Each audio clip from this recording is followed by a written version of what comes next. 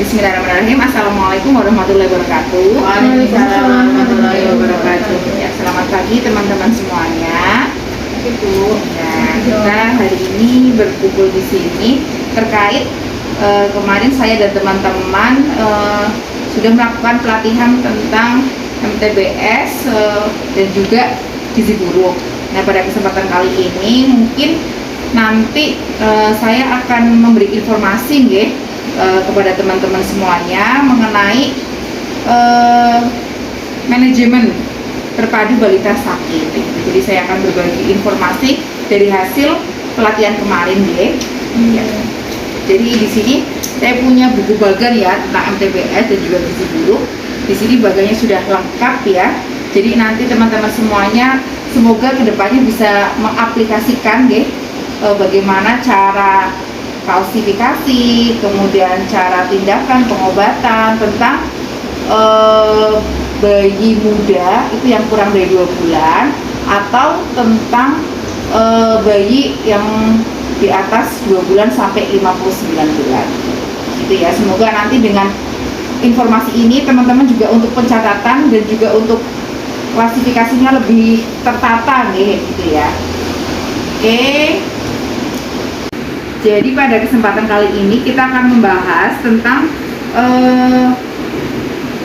materi ya. Kemungkinan ada 4 materi ya. Yang pertama kemungkinan penyakit sangat berat, difterus, diare, dan infeksi HIV ini pada balita muda. Bayi muda, mohon maaf, bayi muda itu yang di bawah 2 bulan ya.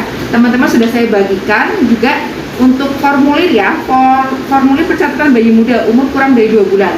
Jadi apabila nanti kok di MTBS teman-teman menemukan kasus, nanti di screening dari formulir ini. Jadi nanti juga udah ada bagannya, jadi keluhannya apa saja, kemudian diklasifikasikan, terus nanti ada tindakannya. Jadi ini sudah sangat bagus dan kita lebih enak untuk mengerjakan ya karena sudah step by step gitu ya.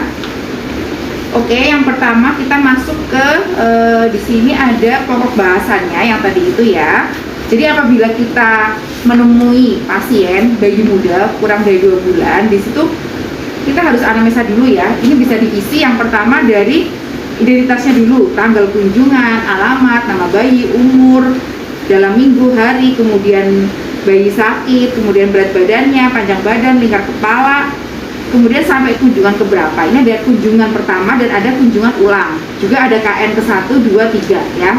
Kemudian masuk ke yang bawahnya ya.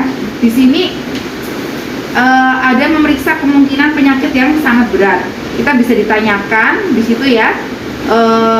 Jadi terbagi menjadi 3. Yang pertama nanti ada penyakit sangat berat, infeksi bakteri berat ya. Kemudian yang kedua infeksi bakteri lokal, yang ketiga mungkin bukan infeksi.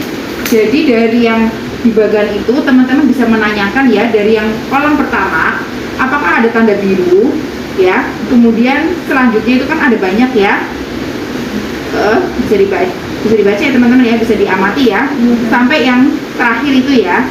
Nah, apabila nanti di sini kok ada masalah atau gejala pada bayi, berarti nanti teman-teman mencentang atau melingkari ya untuk yang bagian pertama ini ya. Kemudian nanti kita masuk ke klasifikasinya. Di sini ada 3 klasifikasi yang tadi sudah saya sebutkan. Kemudian ada gejalanya ya. Apabila memang dari tanda-tanda yang kolom 1 kok ditemukan, berarti di situ masuk ke penyakit sangat berat, infeksi bakteri berat ya, dari yang sudah ada kolom-kolomnya yang warna merah gitu ya. Kemudian yang kedua di sini juga ada kolom kuning. Apabila ditemukan berarti dia masuk ke infeksi bakteri lokal, misalnya mata bernanah, pusar, kemerahan, pustung di kulit. Kemudian kalau tidak ada berarti diklasifikasikan sebagai mungkin bukan infeksi. Sudah jelas sampai di sini ya? Oke, kita lanjut untuk materi kedua, yaitu memeriksa ikterus ya, atau kuning pada bayi ya. Itu kita bisa lihat di kolom kedua, apakah bayi kuning, kemudian ya kuning di mata, kemudian kuningnya berapa lama nih, kurang dari 24 jam, 24 jam sampai 14 hari, atau lebih dari 14 hari. Di situ ada klasifikasi ikterus berat, ya dia di tabel yang warna merah, kemudian ikterus dan tidak ada ikterus. Kalau yang ikterus berat, itu berarti dia timbul di 24 jam pertama atau lebih dari 14 hari. karena namanya icterus yang normal itu antara usia lebih dari 24 jam sampai 14 hari ya. Apabila ada tanda-tanda kuning sampai telapak tangan ya atau telapak kaki, berarti dia udah masuk icterus berat. Kemudian untuk klasifikasi yang icterus saja itu apabila kuning tidak sampai telapak tangan atau kaki, atau dia di kurun waktu yang fisiologis ya. Jadi teman-teman di kolom yang klasifikasi tinggal menyebutkan saja seperti itu nggih. Kemudian masuk yang ketiga, yaitu apakah bayi diare ya. Nah, di situ ditulis sudah berapa hari diare, kemudian keadaan umum bayi bagaimana, ada tanda-tanda dehidrasi atau tidak ya. Nanti di kolom klasifikasi di situ ada diare tanpa dehidrasi, diare dehidrasi ringan atau sedang, atau diare dehidrasi berat. Di sini sudah ada gejala-gejalanya ya. Jadi nanti untuk di kolom tinggal teman-teman klasifikasikan saja seperti itu ya. Itu. Kemudian yang terakhir adalah memeriksa status HIV. Jadi apakah ibu ini sudah pernah dites HIV atau belum? Kalau di triple eliminasi kan programnya kita selalu dites ya. Nah, kemudian dicentang ya atau tidak. Kemudian apakah bayi pernah dites HIV atau tidak? Kemudian nanti di sini ada gejalanya, bayi dengan tes virologis positif atau bayi itu yang untuk yang di infeksi HIV terkonfirmasi ya, yang di untuk yang bagian warna merah ya. Kemudian yang di warna kuning namanya terpajan HIV, mungkin infeksi HIV. Kemudian juga ada infeksi HIV tidak diketahui karena tidak dicek ya. Kemudian bukan infeksi HIV, sudah dicek tapi ternyata hasilnya negatif. Jadi dengan begitu kan teman-teman jadi lebih enak, sudah ada bagannya, sudah ada contoh pertanyaannya, tinggal ditanyakan aja secara utuh. Kemudian nanti setelah klasifikasi baru kita lakukan tindakan atau pengobatan, juga sudah ada bagannya.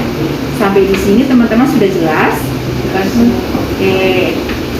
Ya, terima kasih atas waktunya ya, karena pada kesempatan kali ini teman-teman sudah dapat datang pada kegiatan Kalakarya. Seperti itu ya, terima kasih ya. Ya, mungkin saya akhiri pertemuan hari ini ya dengan bacaan alhamdulillah bersama-sama. Alhamdulillah. Oke, wassalamualaikum warahmatullahi wabarakatuh. Waalaikumsalam warahmatullahi wabarakatuh.